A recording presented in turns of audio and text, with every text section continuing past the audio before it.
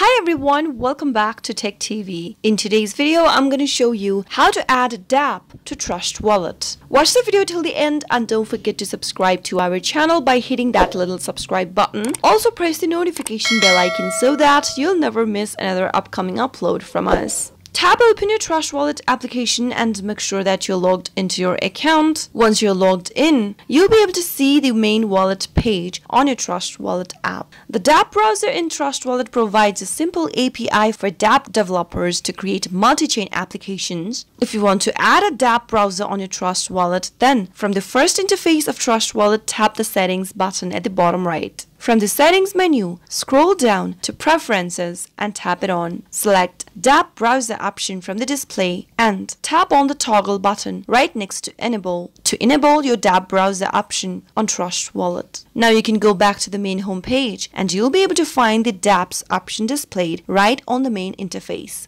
That is how you can easily add DApp on Trust Wallet. I hope the tutorial was helpful to you. If it was, go ahead and give us a thumbs up. I'll be back soon with more videos like this. Thanks for watching.